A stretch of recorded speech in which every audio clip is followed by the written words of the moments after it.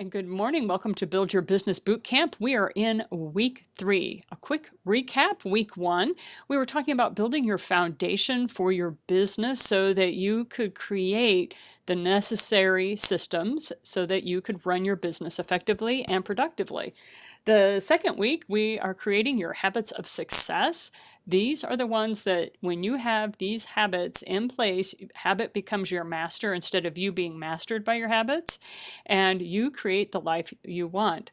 This week, week 3, we will be covering prospecting your new clients. And this is going to kind of be a bit of a mind shift for many of you because we're going to be talking about how to build your friends into your customers and how to build your connections into your friends. A little bit different than what you may have been taught before. And then week 4, which is next week, which I can't believe we're already through this boot camp or 3/4 of the way through. We're going to talk about how you go about keeping your contacts top of mind, how you are going to stay in front of them in a very easy and gentle way as opposed to maybe some of the more intensive business systems you've seen in the past. With week 1, what we're going to do, quick recap, we talked about you need to know what kind of life you want first. You do that first. Build the life that is the life of your dreams. What do you want that to look like? And then build your business in the cracks that are left over. This is something that I have done very effectively over the last 5-6 years now. And it is one of those things that when I decided what kind of life I wanted, and then I built my business around the cracks, I was amazed at how money started coming in and I was able to live according to my means in that regard. It is primarily based around taking control of your calendar. Nobody can tell you what is the appropriate way for you to live. Only you know that. And so if you're one of these people where you don't even start thinking with clarity until 11 in the late morning or early afternoon, that's when you start work, okay? And you create your business so you can run it according to your own biorhythms. That is what is so important for you. With week 2, we were talking about creating the habits of your success, and we described how you have a happy Sunday meeting with yourself where you kind of celebrate the wins that you had. You look at the things that didn't work and make adjustments or launch different types of programs. But basically, this is 2 hours a week that is totally for you and you alone. It is a congratulatory session. It is a session where you pat yourself on the back and you talk about how great you are. And it doesn't matter what anyone else on the planet may think about you or to you, because guess what? This is your day, and this is the day you celebrate yourself. It is also the day that you sit down and you say, okay, what is the next work week going to look like? Are my business hours working appropriately? Am I getting the type of results that I want? And these are the type of questions you ask yourself on that happy Sunday. This week, we're going to be talking about how to prospect new clients. This was something that took me a couple of years to really get hammered down, but now that I have it down and my systems are working, I'm going to be sharing those with you. You're going to have information you have not seen me train before, even though I will be going across some systems that you may have seen in some of my earlier works. But I'm also going to be adding to this session. Many of you are already aware that I am a spreadsheet queen. Absolutely love my spreadsheets. This is how I automate my systems. So I don't care if you're using Google Drive, Microsoft Windows, or Apple Numbers. It does not matter. The thing is to have a spreadsheet that will work for you. The next thing to do is to download your Facebook friends and put them in your spreadsheet along with your LinkedIn connections. And please don't forget the contacts that you have in your phone. I know how powerful the system is, the systems I'm going to be teaching you, because in 2018, when I really started rocking and rolling this, I only had 728 contacts from all 3 areas, okay? My phone, my Facebook connections, and my LinkedIn connections. As of January of this year, I have over 4,521 contacts on all 3 of those areas. Now you have this master contact sheet as a class example. I would like you to go to the lessons and download this or find it, and then go up here to the upper left-hand corner and click on File, and then make a copy of it, and then use your first name or the name of your business and say the name of your business is Happy Hearts.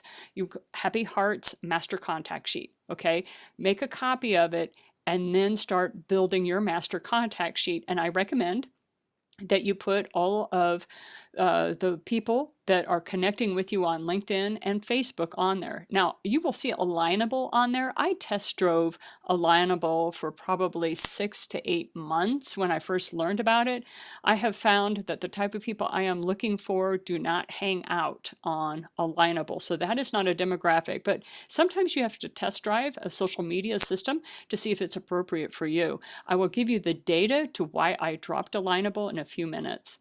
So as you are sitting there focusing on prospecting new clients, this is what I recommend. On social media, it is easy to get awash in all of the ways that you can communicate with people. So I recommend that when you're first running these systems, that you try them out on Facebook. But as a business owner, you will need to move to LinkedIn. LinkedIn, people are ready to do business. It's a totally different mindset there. Many people find it intimidating, and I'm like, please don't. LinkedIn is where my money comes from. Okay, the connections on LinkedIn, they're the ones giving me referrals. They're the ones that are my clients. They're the ones that will pay me my $5,000 fees for my packages and say, hey, yes, I want to do business with you. Okay, people go to LinkedIn actually ready to do business. Whereas on Facebook, people are on Facebook for any number of reasons. Okay, so I recommend that you go ahead and continue to use Facebook, but when you're ready to really crank out your systems and to connect with people who are ready to do business with you, I recommend LinkedIn. And we'll talk about the systems we use for that. So it's easy to get a little awash in this. I recommend that you find 1 or 2 platforms. I still find that for me, with what I do, that I get my clients and customers from Facebook and LinkedIn. I recommend Instagram and Pinterest if you are an artist or a creative and you are actually making products. That's where I have heard from my artistic clients that they actually get clients from Instagram and Pinterest. So the power of your phone is very intense. And so what I would like you to do is start moving a lot of what you're doing on your phone to your laptop or your desktop computer, because that way you know when you're working versus when you're just relaxing and enjoying your time. I have found it very helpful that when I am on social media on my phone, I'm really not doing business. I'm just connecting with people. I'm having a good time. I'm enjoying what I am doing. Then when I move to my desktop and I'm doing my social media work, I am actually working my systems at that time where I am creating relationships so that I can really connect with people at a deeper level for their business. Does that make sense? So I hope that helps you out. Don't negate the power of just a phone call. If somebody pops in your head, go ahead and give them a phone call, see how they're doing. For some people, especially some of the millennials, some people find it rude for you to just call. So what I do for certain age appropriate, it depends on your demographic, okay? So I work with people who are still in high school. I work with Gen Xers. I work with Gen Zers. I also work with millennials. I have found that certain groups or certain people would find it rude if I just called them. However, I have found anybody over the age of 40 has no problem with me calling first. They understand that I'm trying to connect at a more intimate level.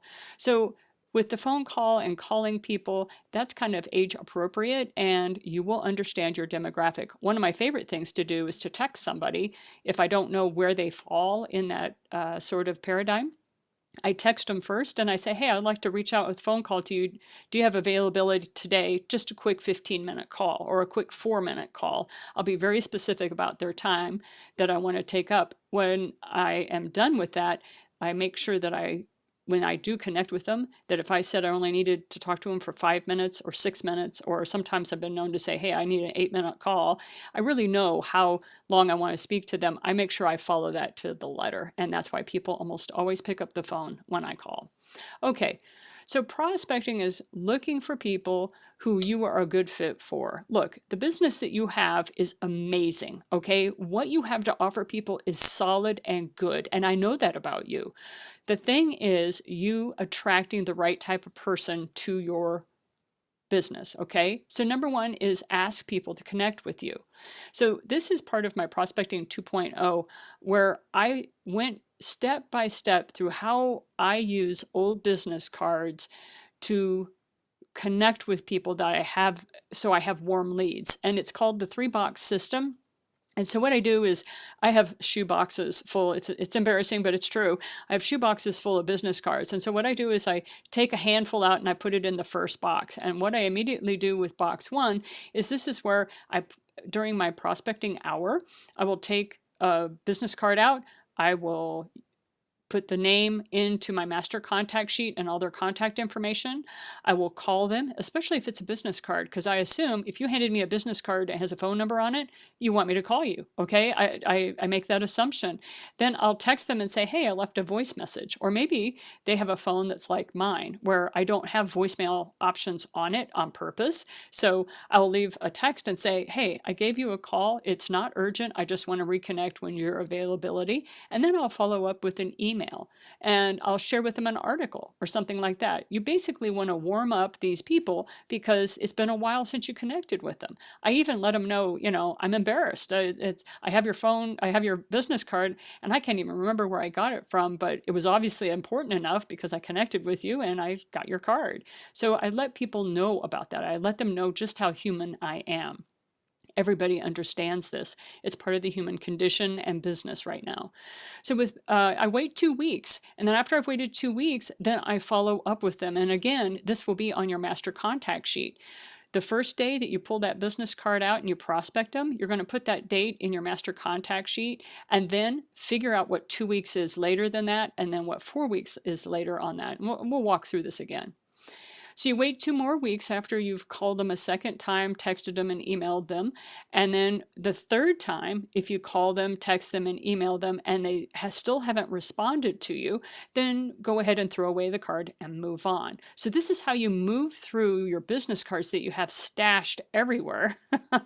And you actually move these people through your worldview to see if maybe you can help them. Maybe they have no need of your product or your services, but maybe you know somebody that they know. This is a highly collaborative business environment we are now in after 2020.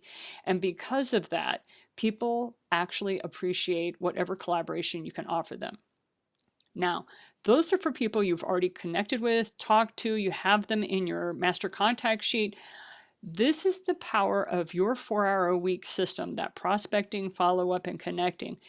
On your connecting hour, because we haven't talked much about this, but on your connecting hour, this is what it looks like to have a new request on Facebook, and then side by side, I have the new request also with LinkedIn.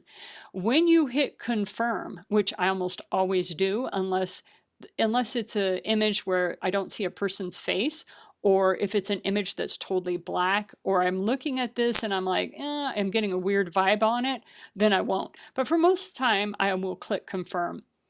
When you click confirm, you should have a script ready that you say, hey, in this case, Suzanne. Hey, Suzanne, thank you for reaching out to me on Facebook. I enjoy having deeper relationships than just seeing each other on social media. Is there any availability that I might be able to get on a phone call or Zoom meeting with you? And I let it rest, okay? So if somebody is reaching out to me to connect with me, they have given me permission to reach back out to them and say, hey, let's figure out where we stand. What are you doing? What's happening in your life? This is a perfect way. This is prospecting at its best. Why? Because they're reaching out to me. I'm not doing any of the work. So when you have these friend requests, make sure you confirm it, but make sure you follow up. And that's where you're going to put Suzanne's name into your master contact sheet, the date that you confirmed, and then 2 weeks later, you're going to send her another message on Facebook. And then 2 weeks after that, you'll send her another message, and you will continue to follow up with her 8 times. Okay.